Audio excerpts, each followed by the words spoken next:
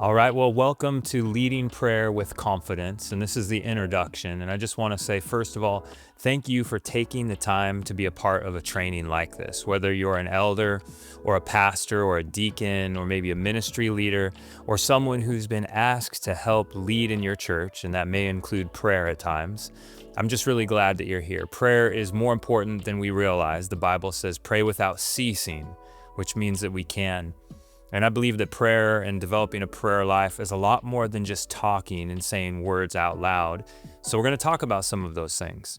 But let me ask you a question. Have you ever been sitting in a meeting or maybe listening to that conversation and suddenly someone looks across the room and says, "Would you close us in prayer?" And there in that moment, your heart starts beating a little bit faster. Maybe you've been thinking, what am I supposed to say? Or how long should I pray? Or I hope I don't sound awkward. Or maybe you've been listening to someone else pray and thought, I'll never be able to pray like that. If you've ever felt that way, first of all, I just want you to know you're not alone. This is really common. In fact, I think you might be surprised at how many pastors and elders and deacons and ministry leaders just quietly feel exactly the same way as you do. So I've met leaders who know their Bible really well. They love Jesus. They're spiritually mature. They've been serving in ministry for years, but when it comes to praying out loud, they just still feel nervous. And here's what I want you to hear right from the beginning of this, is that feeling is okay. There's absolutely nothing wrong with admitting that public prayer doesn't come naturally. I don't think it really comes naturally to any of us. And that doesn't mean that you're immature. It doesn't mean that you're somehow less spiritual. It simply means that you've never really been taught how to lead prayer comfortably. And that's why we're here. And I want you to know you're in good company. I have felt exactly the same. So why this course exists? Well, my hope isn't simply that you'll know more about prayer when you're finished.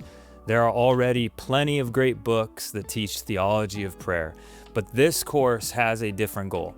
My hope is that you'll become comfortable leading other people in prayer, because there's a difference between knowing about prayer and actually leading it. And in that is actually where many of us feel uncomfortable, isn't it? But think about it this way. You can read a dozen books about swimming, and you can understand how buoyancy works and how floating works. You can explain every swimming stroke, but eventually you have to get in the water. Well, I think prayer works much the same way. People don't primarily learn prayer through information or attending a class. We learn prayer through participation. We learn prayer by praying. And one of the reasons I wanted to create this course is because I think many church leaders have simply never been given a safe place to practice with one another.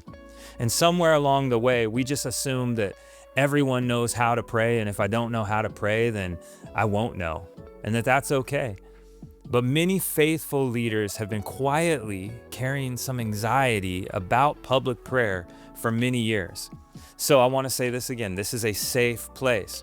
We're going to learn together. We're going to practice together. In fact, I think I may actually get more out of this than many of you. So I'm on this journey as well. And my prayer is that by the end of this course, that public prayer will just begin to feel a little bit more natural than it currently does. And so what's the big misunderstanding? Well, I think one of the biggest reasons people struggle with public prayer is because they misunderstand what public prayer actually is. Some people think public prayer is public speaking. Some people think that it's preaching with your eyes closed. Some people think that public prayer is an opportunity to show off and demonstrate how spiritual mature you are. It's not that either. Public prayer is simply inviting other people into your conversation with God. That's all. You're not performing for people. You're not talking to your Father while inviting other people to join in. This is something we do together. And that changes everything. That mindset changes everything.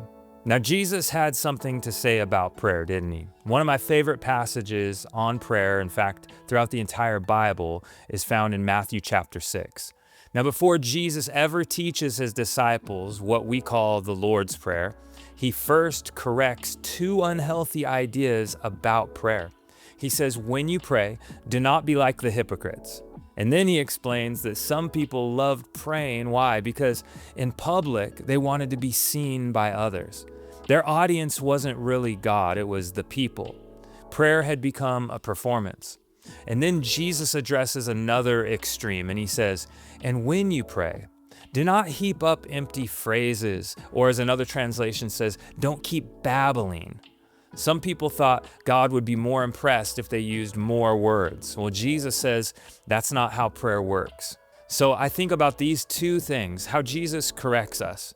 And he corrects them on purpose, for a purpose. But one group was trying to impress people, and the other group thought they needed to impress God. Both were wrong, and Jesus rejects both. Instead, Jesus gives us something that's beautiful and simple. He says, when you pray, pray like this, Our Father. Those two words change everything.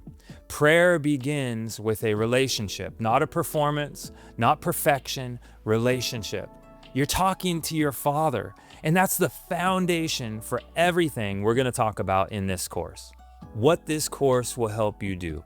Well, over the next several sessions, we're going to answer some very practical questions. Questions like, why do I feel nervous praying out loud? Or why do I feel nervous praying in public? What do I actually say when I pray? How long should I pray? How do I pray for someone in the hospital? How do I pray before communion? How do I lead a congregation in prayer without sounding overly rehearsed or awkward? Well, we're going to make this incredibly practical. We're going to make this simple, and I'll share some of the things that I've learned over the years, some of the mistakes I've made, some of the habits that have helped me, and along the way, I'm going to ask you to also practice. Because confidence doesn't come from watching me or listening to me. Confidence comes from doing, putting it to work. And the more you pray, the more natural prayer becomes. One final encouragement here before we finish the first session. I want to leave you with one simple thought. Nobody is asking you to become someone else. God isn't asking you to sound like your favorite preacher or your favorite family member who prays. God is not asking you to imitate the pastor you admire most. He's not looking for eloquence. God is looking for relationship and sincerity. The people you're leading don't need a polished performance of prayer. They need an authentic shepherd, one who genuinely loves God and genuinely cares for people. So throughout this course, let's just take the pressure off. Let's lay that aside. Stop trying to impress anyone, including yourself. Let's stop comparing ourselves to how anyone else prays, and instead, let's simply learn to talk with our Father, because that's what prayer has always been. Now, there is some practice before you watch the next session. We talked a little bit about that. So I'd like you to do one simple thing. Find one opportunity this week to pray out loud. Maybe it's with your spouse. Maybe it's with your family before dinner. Maybe it's with a friend before church or after church. Maybe it's at the end of a meeting. Just keep it simple. Don't try to sound impressive. Just pray out loud with whoever is there for about a minute. Talk to God the way you would if there was no one else listening, because the goal isn't to become an impressive person who prays impressive prayers. The goal of the prayer life is to become a faithful person who helps other people meet with God. All right, I'll see you in the next session, and there we're going to answer one of the questions that many leaders wrestle with. Why do I feel nervous praying in public?